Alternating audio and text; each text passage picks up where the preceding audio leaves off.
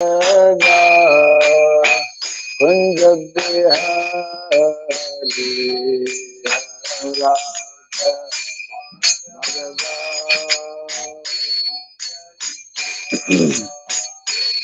Jaya Radha Madhava Kunja Bihari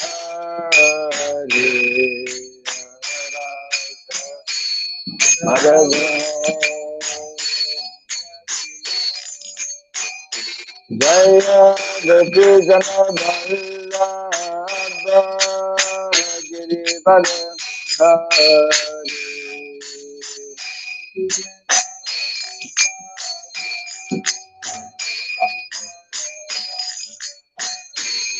Jaya Gopi Jana Vallabha Girivara Hari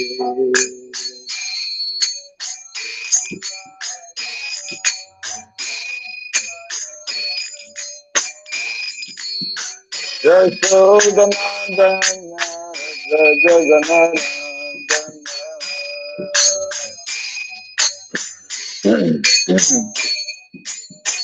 Yashodanandana Brajaganandana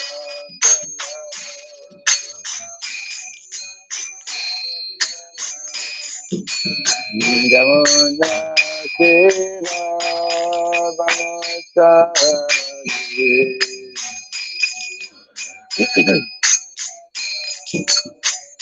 Jamuna Tira Vanachari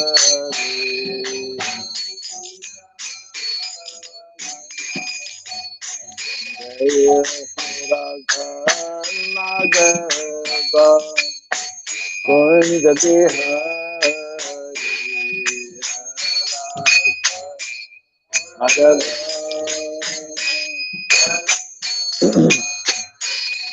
Jaya Radha Madhava Kunja Bihari Radha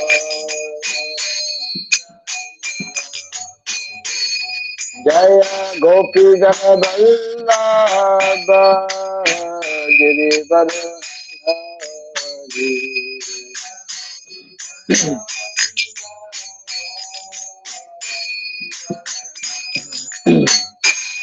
Jaya Gopi Jana Vallabha Girivara Hari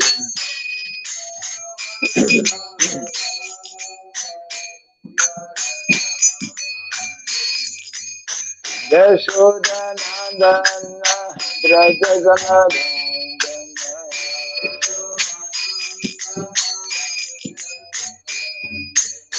Yashodanandana Brajaganandana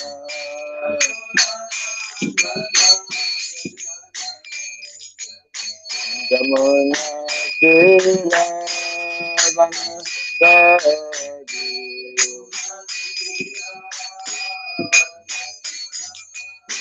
Jamuna Tira Vanachari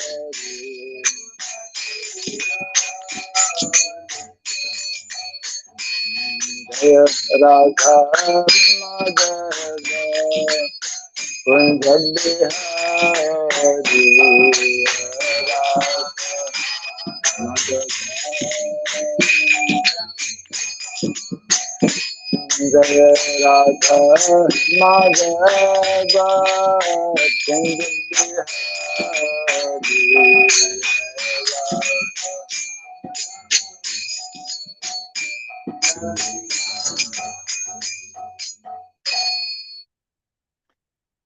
Hare Krishna Hare Krishna Krishna Krishna Hare Hare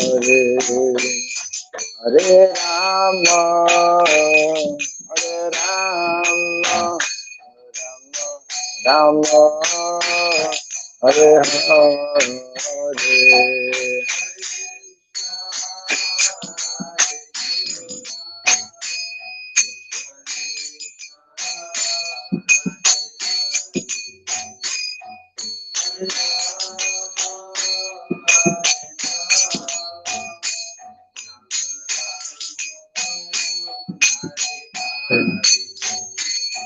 Hare Krishna, Hare Krishna, Krishna Krishna, Hare Hare, Hare Rama, Hare Rama, Rama Rama, Hare Hare.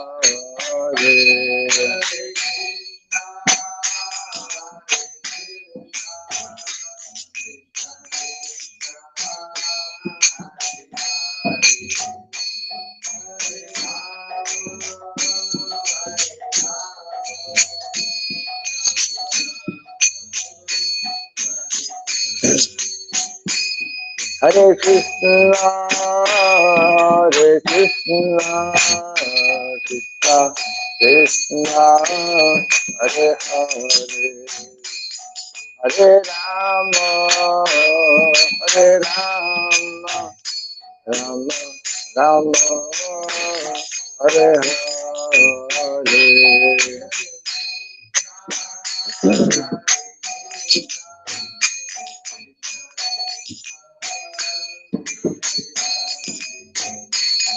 Hare Rama, Hare Rama,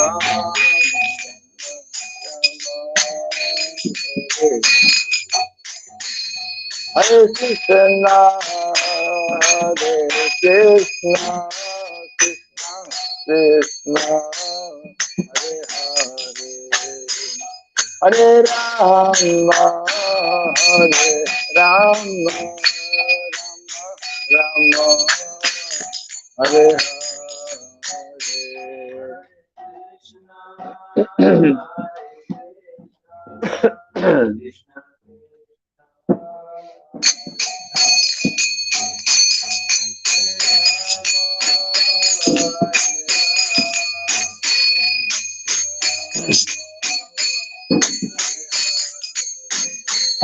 Hare Krishna, Hare Krishna, Krishna Krishna, Hare Hare, Hare Rama, Hare Rama, Rama Rama, Hare Hare.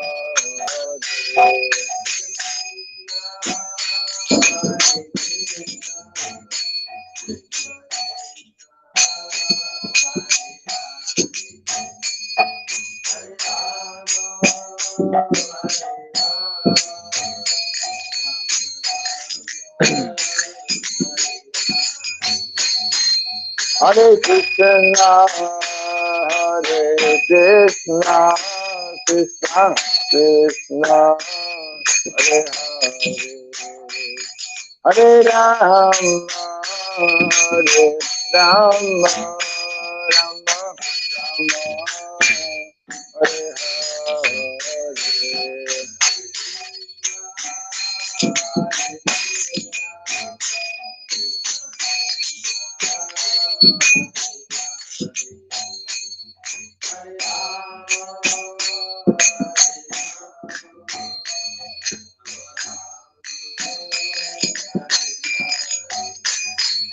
Hare Krishna, Hare Krishna, Krishna Krishna, Hare Hare, Hare Rama, Hare Rama,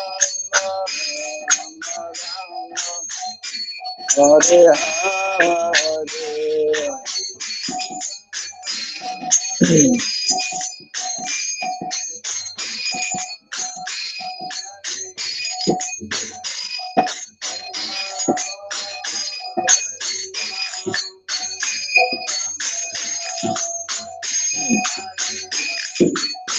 Hare Krishna, Hare Krishna, Krishna Krishna, Hare Hare, Hare Rama, Hare Rama, Hare Hare.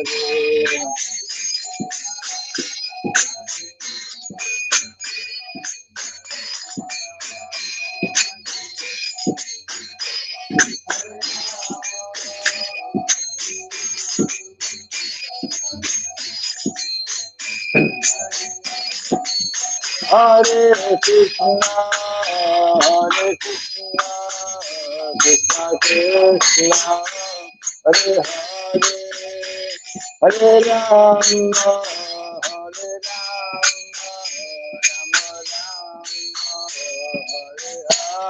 Hare Hare.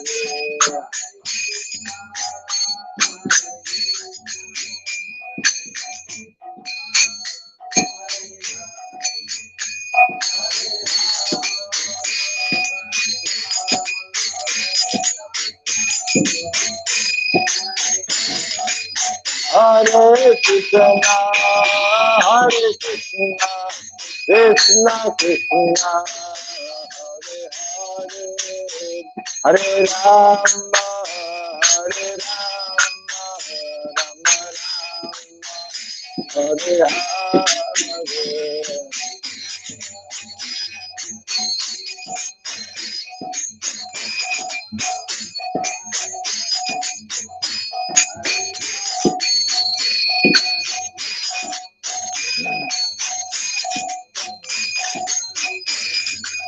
Jai Radha Madhav Radha Madhav Radha.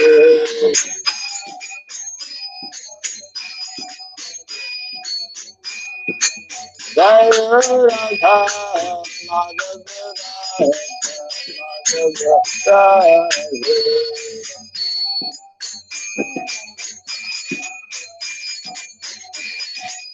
Jaya Prabhupada, Jaya Prabhupada, Prabhupada, Prabhupada.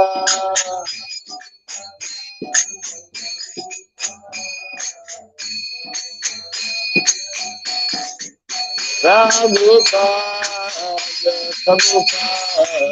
Prabhupada,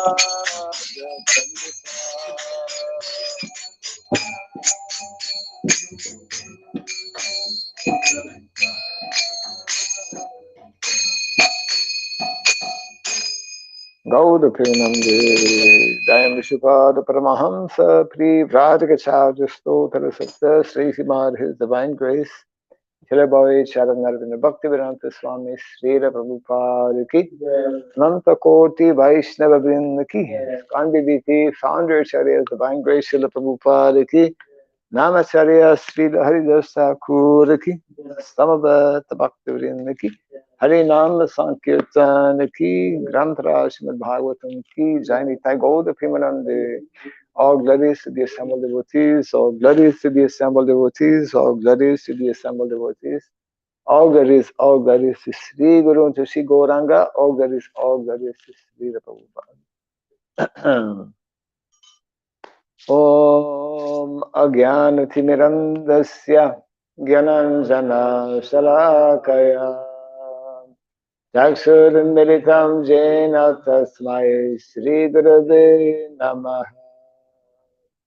Sri Chaitanya Manobhistam Stapitam Jena Bhutale Swayam Rupa Kadamahyam Dadati Swapadantikam Vandeham Shri Guru Sri Juta Parakamalam Shri Gurun Vaishnavamscha Sri Rupam Sagrajatam Sahagana Raghunatan Vitam Tvam Sajivam Sadvaitam Savadutam Parijana Sahitam Krishna Chaitanya Devam Sri Radha Krishna Padam Sahagana Lalita Vivishakam Hey Krishna Karuna Sindhu Dinabandhu Jagatpate Gopesha Gopika Kanta Radha Namostate Saptakanchana Gaurangi Radhe Vrindavaneshwari Rishabhanu Sute Devi Pranamame Haripriye Vansakalpa Tarubhyasya Kripa Sindhubhyaivasya Patitanam Pavanebhyo Vaishnavebhyo Namo Namaha Narayanam Namaskritya Brahmchaiva Narottamam Devim Saraswatim Vyasam Tato Jayamudiraye. Before reciting this Srimad Bhagavatam, which is our very means of conquest, let us first offer our respectful obeisances unto Narayana, the Supreme Personality of Godhead, unto Narayana Rishi, the supremmost human being, unto Mother Saraswati, the goddess of learning, and unto Srila Vyasadeva, the author. Nasta Prayesha Badrishu Nityam Bhagavata Sevaya Bhagavati Tamashloke Bhaktira Bhaviti Naistiki. By regularly hearing the Srimad Bhagavatam and by rendering a service unto the pure devotee, all that is troublesome within the heart becomes destroyed practically to nil, and loving devotional service unto the Supreme Lord, who is praised with transcendental songs, becomes established as an irrevocable fact. Idam Bhagavatam Nama Puranam Dhammasamitam Uttama-shloka Charitam Chakara Bhagavan Rishi Nishreyasaya Lokasya Anyam Swasya Namaha. This Srimad Bhagavatam, known as the Grantaraj, king of all Vedic literatures, is the literary incarnation of God. It is compiled by the incarnation of God, the Srila Vyasadeva. It is meant for the ultimate good of all people. It is all successful, all blissful, and all perfect. Shri Krishna Chaitanya Prabhu Nityananda Sri Advaita Gadadhara Sri Vasadi Gaura Bhakta Vrinda. Hare Krishna Krishna Krishna Hare Hare Hare Rama Rama Rama Hare Hare. Om Namo Bhagavate Vasudevaya. Om Namo Bhagavate Vasudevaya. Om Namo Bhagavate Vasudevaya. Om Sarabhyaya Namaha. Om Sarabhyaya Namaha. Om Sarabhyaya Namaha. Mukam karoti vasalam pangom langayate girimna yatkripa tamaham bande Shri Gurum Dinataranam yatkripa tamaham bande Shri Gurum Dinataranam. Hare Krishna. Welcome to our Bhagavatam class. Continuing to read from the second canto, third chapter, entitled Pure Devotional Service, and today we are reading text number 10. Huh? 11, okay. Yes, 10 we read yesterday. And let's see here.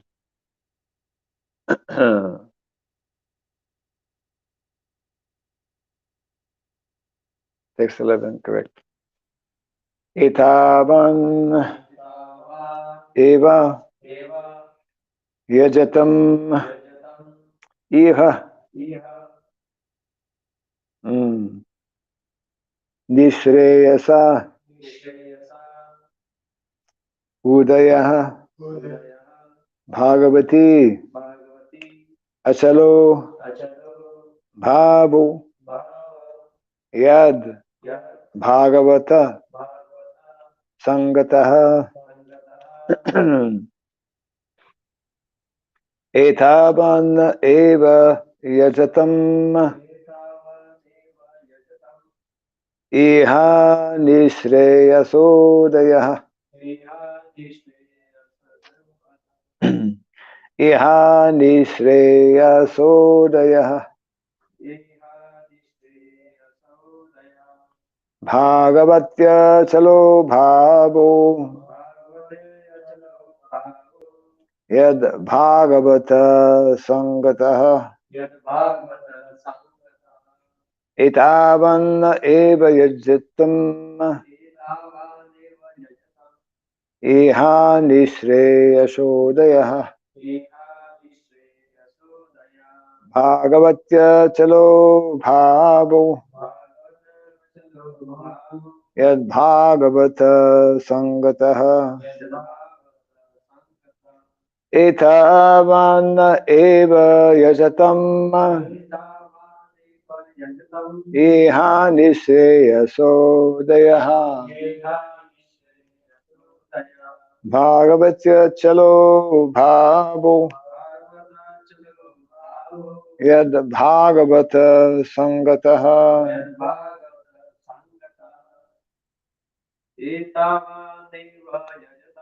Etavaneva yajatam. Iha nishreyasodaya. Bhagavatya chalo bhavo. Yad bhagavata sangata. Etavan. All these different kinds of worshippers. Eva. Certainly. Yajatam. While worshipping. Iha. In this life. Nishreyata. Nishreyasa. The highest benediction. Udayaha. Development. Bhagavati. Unto the Supreme Personality of Godhead. Achalaha. Unflinching. Bhava. Spontaneous attraction. Yat. Which. Bhagavata. The pure devotee of the Lord. Sangataha. Association. Before.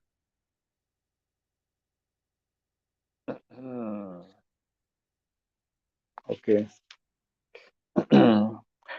Translation and purport by His Divine Grace A.C. Bhaktivedanta Swami Srila Prabhupada Ki.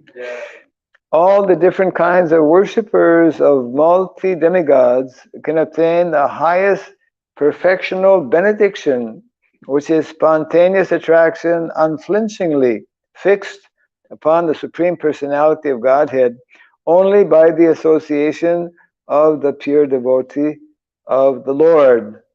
Kindly repeat after me. All the different kinds of worshippers of multi-demigods can attain the highest perfectional benediction, which is spontaneous attraction,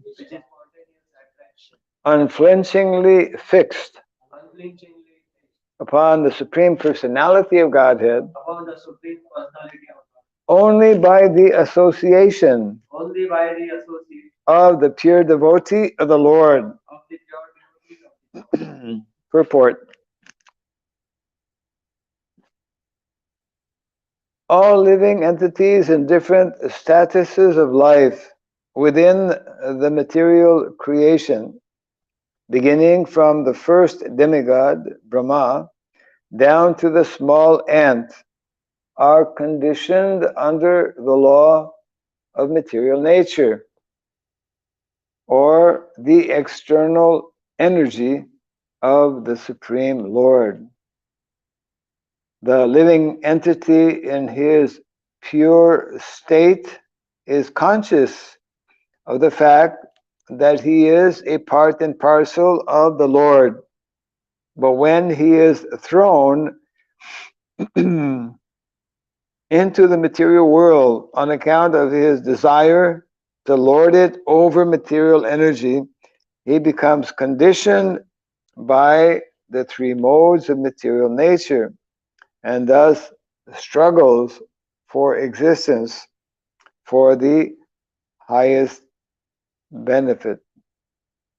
This struggle for existence is something like following the will of the wisp under the spell of material enjoyment. All plans for material enjoyment, either by worship of different demigods, as described in the previous verses of this chapter, or by modernized advancement of scientific knowledge without the help of God or demigod, are illusory only. For despite all such plans for happiness, the conditioned living being within the compass of material creation can never solve the problems of life, namely birth, death, old age, and disease. The history of the universe is full of such plan makers, and many kings and emperors come and go, leaving a plan making story only. But the prime problems of life remain unsolved despite all endeavors by such plan makers. Yes. Actually, human life is meant for making a solution to the problems of life. One can never solve such problems by satisfying the different demigods, by different modes of worship, or by so-called scientific advancement in knowledge without the help of God or the demigods. Apart from the gross materialists who who care very little either for God or for the demigods, the Vedas recommend worship of different demigods for different benefits. And so the demigods are neither false nor imaginary. The demigods are as factual as we are, but they are much more powerful due to their being engaged in the direct service of the Lord.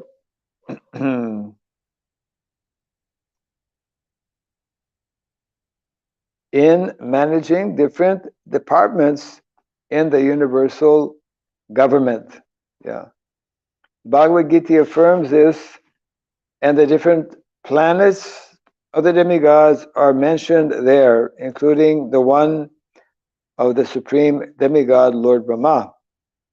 The gross materialists do not believe in the existence of God or the demigods, nor do they believe that different planets are dominated by different demigods.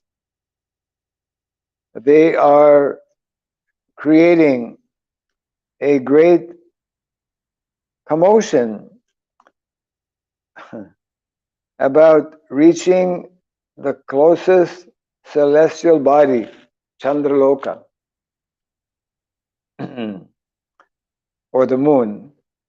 But even after even after much mechanical research, they have only very scanty information of this moon. And in spite of such false advertisement for selling land on the moon, you can invest in the moon. Selling land on the moon. The puffed up scientists or gross materialists cannot live there. And what to speak of reaching the other planets, which they are unable even to count. However, the followers of the Vedas have a different method of acquiring knowledge. They accept the statements of the Vedic literatures as authority in toto, means fully. As we have already discussed in Canto 1, and therefore they have full and reasonable knowledge of God and demigods and of their different residential planets situated within the compass of this material world and the beyond the limit of the material sky. The most authentic Vedic literature accepted by the great Indian acharyas like Shankara, Ramanuja, Madhva, Vishnu Swami, Nimbarka, and Chaitanya, and studied by all important personalities of the world, is the Bhagavad Gita, in which worship of the demigods and their respective residential planets are mentioned. The Bhagavad Gita 9.25 affirms, Yanti deva vrata devan pitrin yanti pitri vrataha bhutani yanti bhuteja yanti mad yajinopimam. Translation to text 25 of the 9th chapter. The worshippers of demigods reach the respective planets of the demigods, and the worshippers of forefathers reach the planets of the forefathers. The gross materialist remains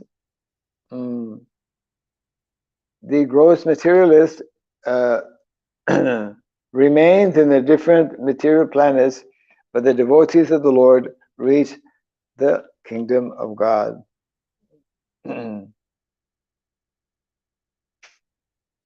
And last portion here. We have also information from the Bhagavad Gita that all the planets within the material world, including Brahmaloka, are but temporarily situated, and after a fixed period, they are all annihilated. Therefore, the demigods and their followers are all annihilated at the period of devastation. But one who reaches the kingdom of God gets a permanent share in eternal life. That is the verdict of Vedic literature. The worshippers of the demigods have one facility more than the unbelievers due to their being convinced of the Vedic system, of the Vedic version, rather, by which they can get information of the benefit of worshiping the Supreme Lord in the association of the devotees of the Lord.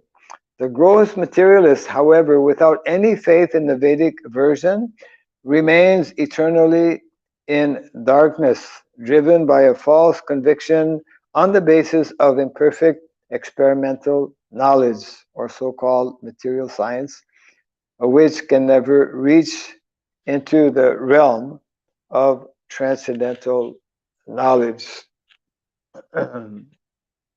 We refer to modern science as material science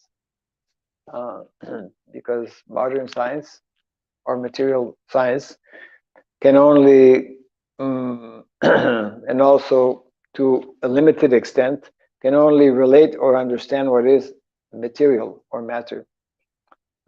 So that science, from a Vedic perspective, is incomplete because it does not take into account what is beyond matter. And of course, that is because they don't accept Vedic knowledge, and generally that is the cause, and this is one of the important, if not main, messages being given here in the purport and the text, because they have not yet been favored to get the association of self-realized souls, of a pure devotee, right?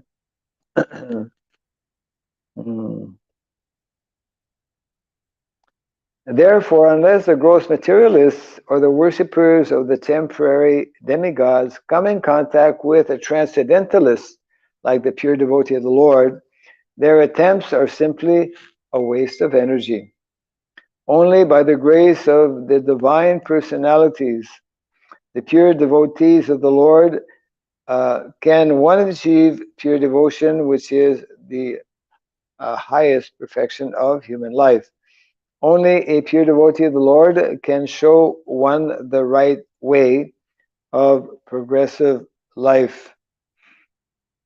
Otherwise, both the materialistic way of life, without any information of God or the demigods, and the life engaged in the worship of demigods in pursuit of temporary material enjoyments, are different phases of phantasmagoria. Phantasmagoria means which is not actual reality.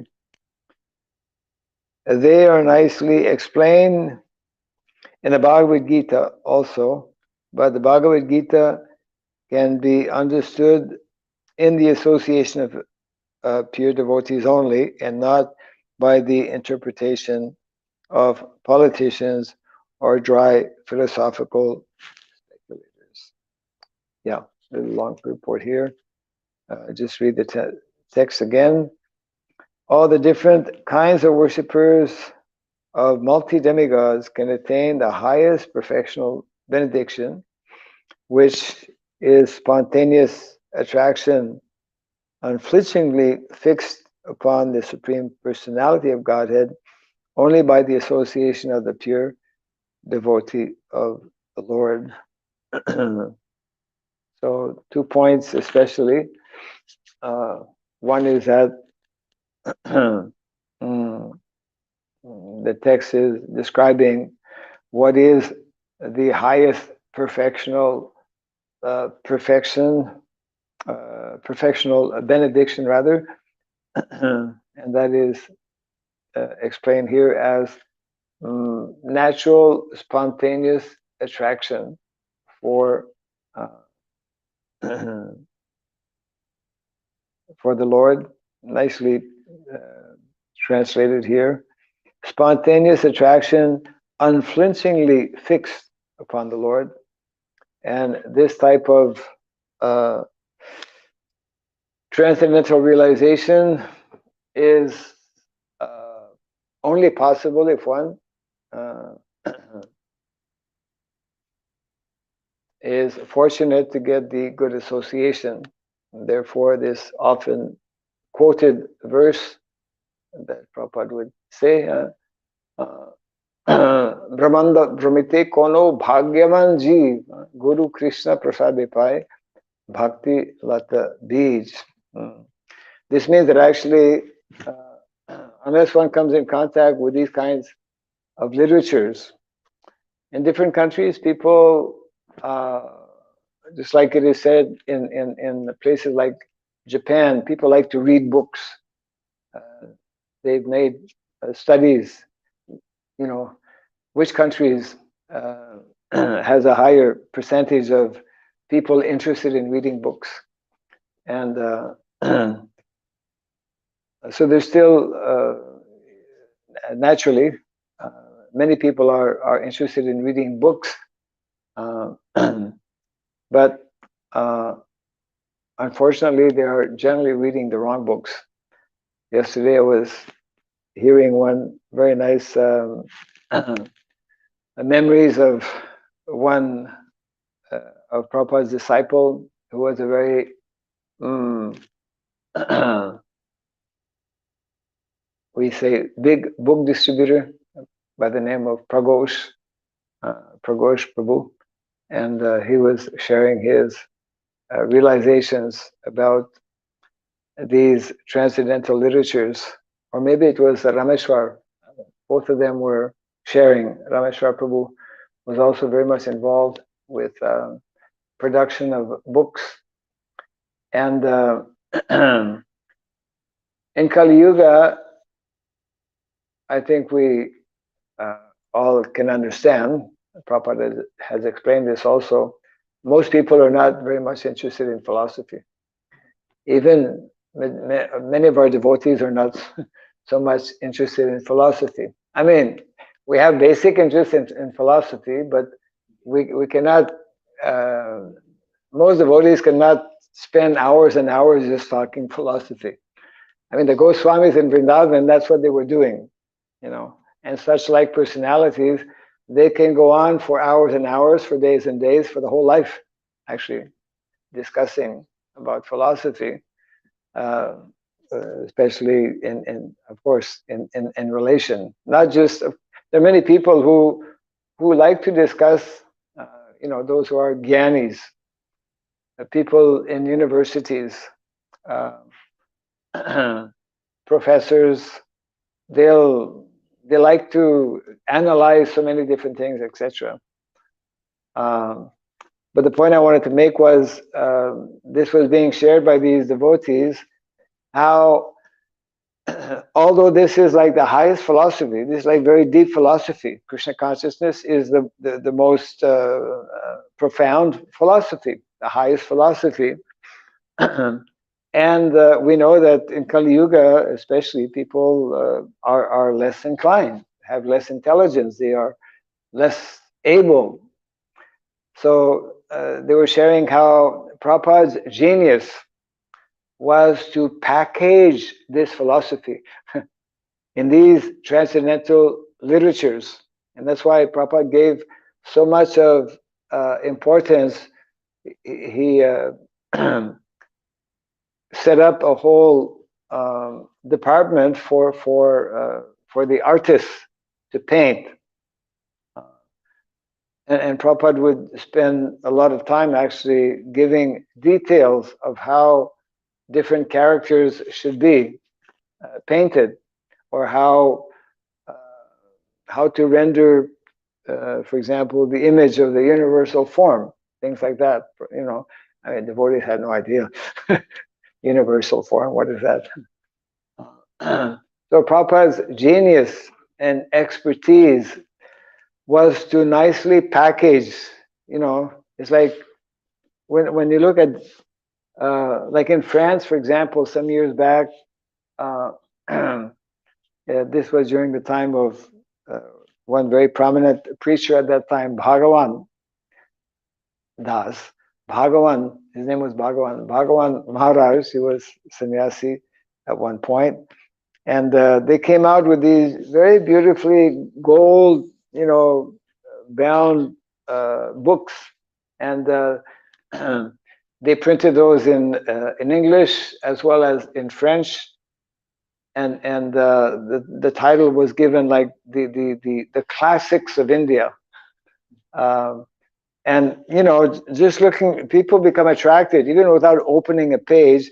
They become attracted at the pictures, or at how they are. Like this is a very nice presentation, also nice color, and and especially the pictures. The devotees spent a lot of time. We had Krishna sent many wonderful artists. And so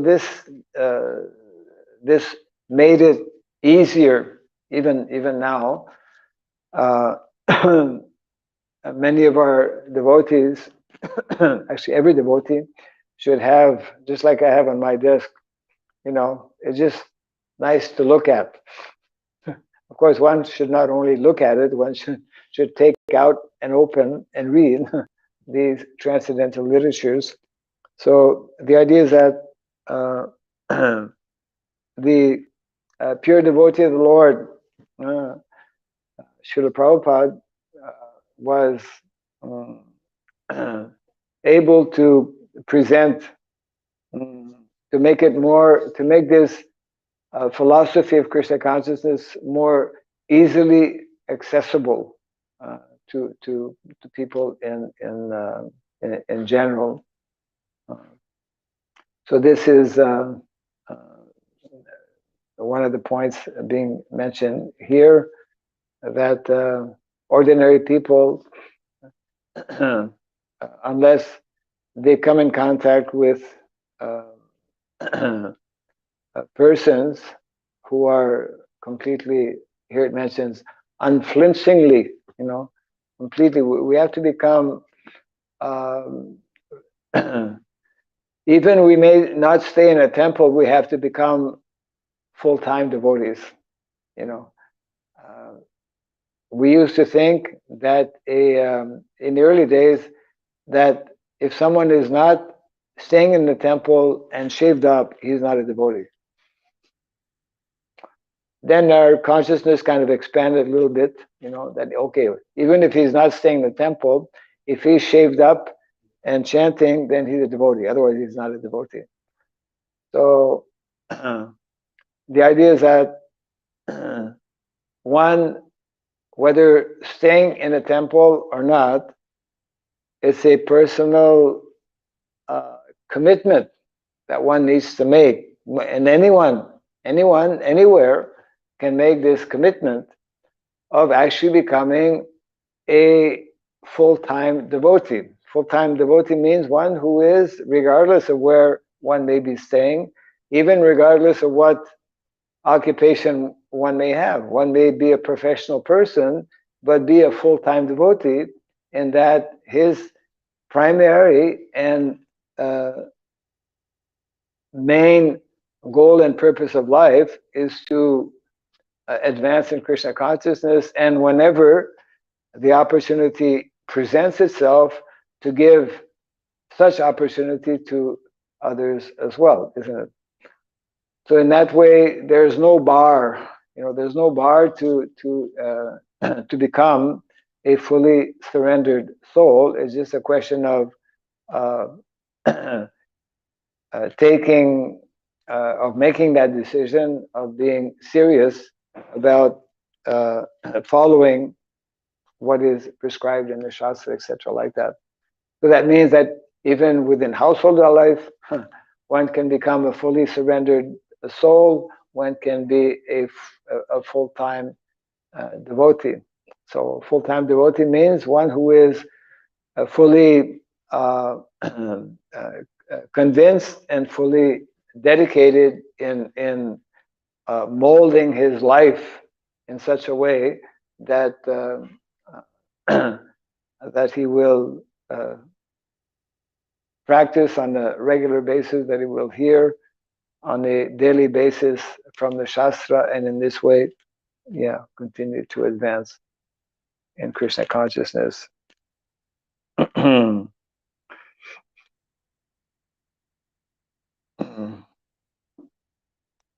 So this other point here also is that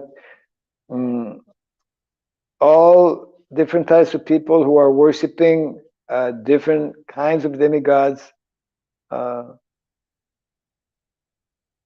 they can only attain that highest perfectional benediction, by the association of pure devotee. That's the main message being given this morning.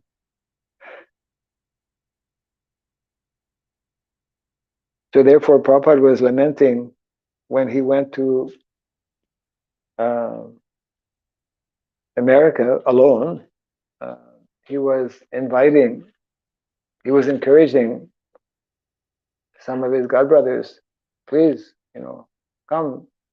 And then after successfully, with great endeavor, of course, after successfully establishing the movement in America, then sometimes when Prabhupada would lecture, especially to Indian audience, then he would tell them that just see, one this one small Indian person, by the grace of the Lord, has been able to do this. To do this means to attract so many individuals from foreign countries, to establish so many temples.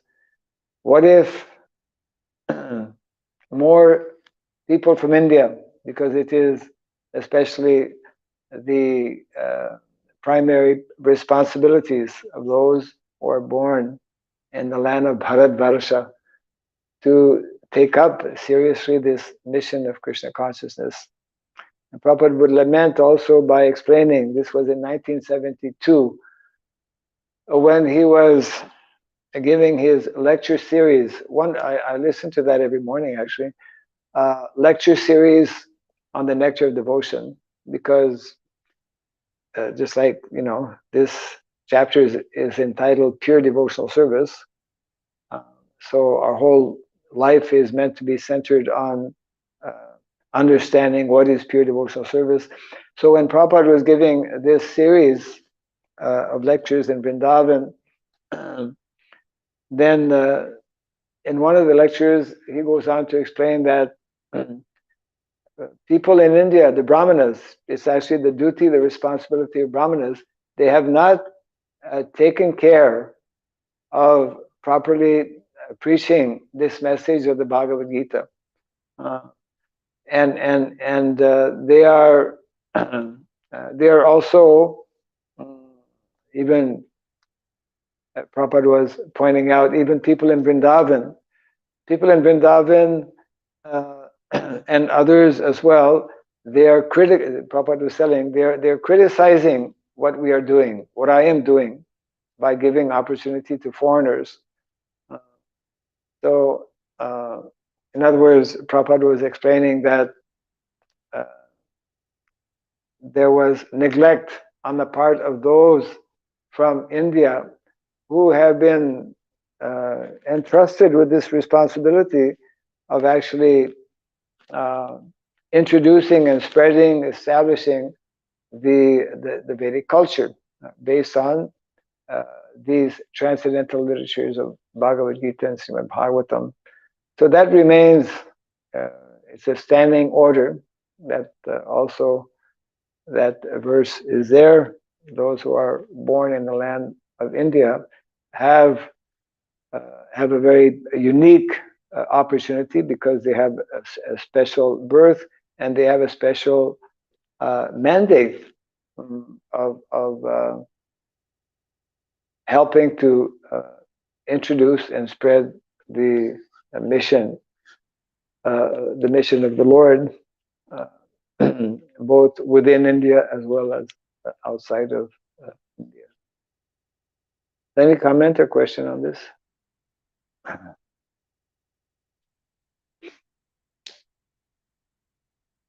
Straightforward. Yeah. Maharaj, according to this ashram, as you mentioned, everybody has to stay 1%. Particular place. But as you mentioned, that somebody can stay in the house and they can practice. Right. But how it is fitting to How? how it is fit to the Brahmacharya? Because Brahmacharya has to stay there to practice in the Brahmacharya ashram. But as you mentioned, but even in a stay in house also somebody. Because ashram means because those activities open that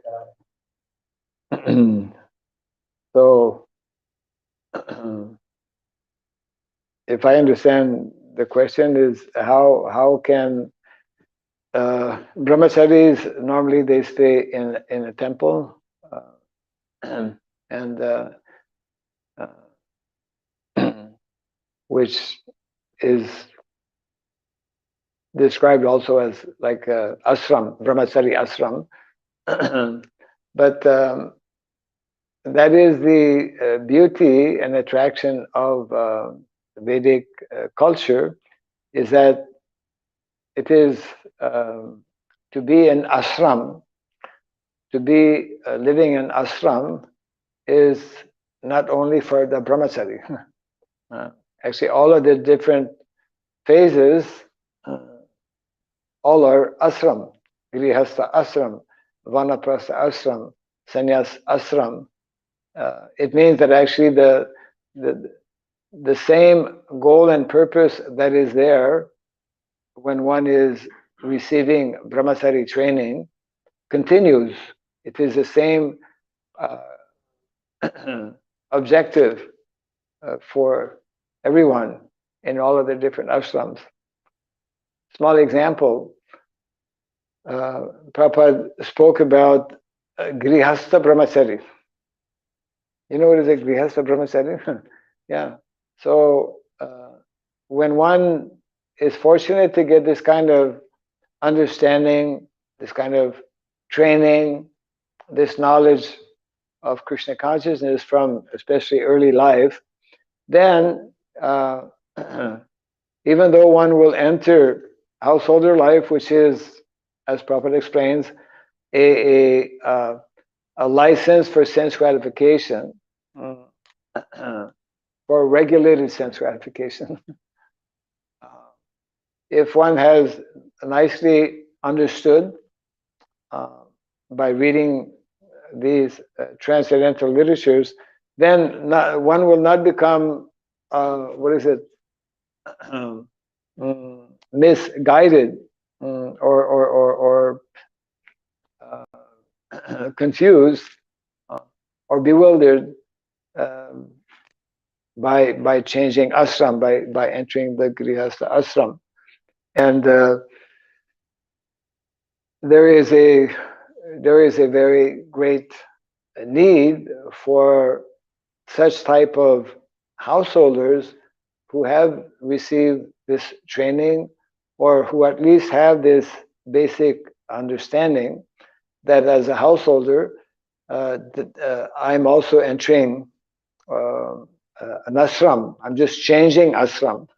We use that expression, right? You're changing ashram. But the common denominator is that ashram. The ashram means the focus is on self-realization. So therefore, the Grihastha Brahmachari is that householder who understands that sex life is for the primary purpose of procreation, of having children. And this was the, or not only was, but this is actually the Vedic culture, that unless we have very highly qualified individuals, regardless of which ashram, then the culture of Krishna consciousness will not be carried forth properly, isn't it? If we have householders who are not following the prescribed practices, especially in the matter of begetting children, then we will not get the kind of progeny, isn't it? Children that that is needed for actually taking up and carrying forward the mission of the Lord. So in that sense, you know, regardless of where one may be situated in terms of ashram, the same goal and purpose and the same opportunity is given for anyone within each of these ashrams. Brahmachari ashram has that advantage of being in many ways less cumbersome, because one basically has to, in many ways, brahmacharya ashram is like definitely more simple because one has to basically uh, be responsible for his own advancement in Krishna consciousness, and can be giving his full time and energy for the mission of the Lord. In householder life, one has to not only take care of oneself, but has to take care for the for the husband of all the family members. One has to, like a brahmachari, doesn't have to worry about maintenance, for example. A householder does, because he has dependents.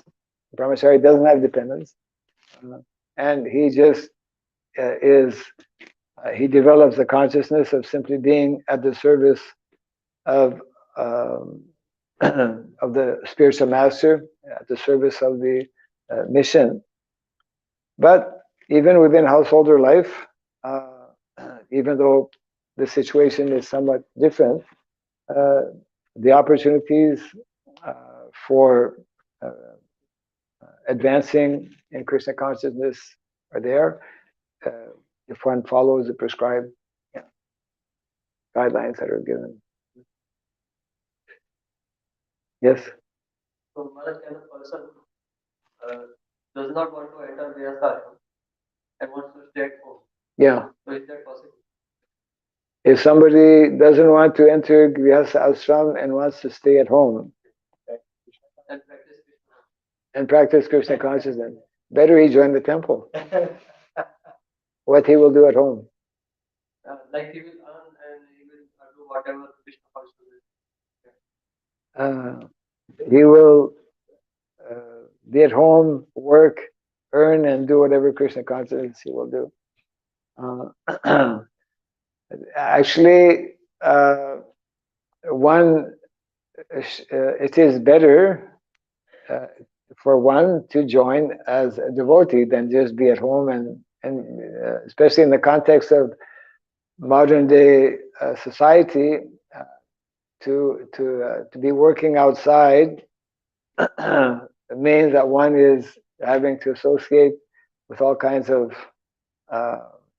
non-devotees, and to be exposed to all kinds of materialistic kind of influences, etc., like that, and more easily diverted in so many ways. Such an individual, if one doesn't want to get married, ideally one should um, uh, give oneself fully to the Krishna consciousness movement. Ideally, there may be situations that might, let's say, allow, so to speak, an individual not to become a full-time devotee. But the more we understand that that is the primary goal and purpose of life, if one is not actually married, then one, it's ideal situation to become fully part of the movement of Lord Chaitanya Mahaprabhu. If for whatever different reason one is unable or incapable of doing that, then yeah, whatever, as much as possible, he can assist by financially, for example, by working and whatnot, and continue to cultivate Krishna consciousness. Yeah. So that's explained in the 12th chapter of the Bhagavad Gita. The perfection, of course, is to always be thinking of Krishna. If one cannot do that, then one should follow the 4 rules and regulations like that. Yeah. You're not changing your mind, are you?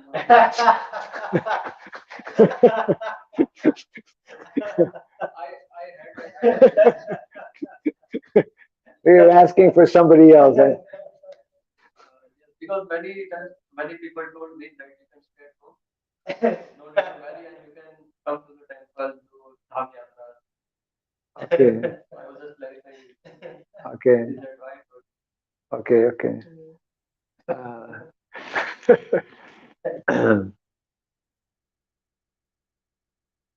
Okay, we can close for now. Jai Granthara Srimad Bhagavatam Niki. Jai Srila Prabhupada Ki. Gaura Pimanandi.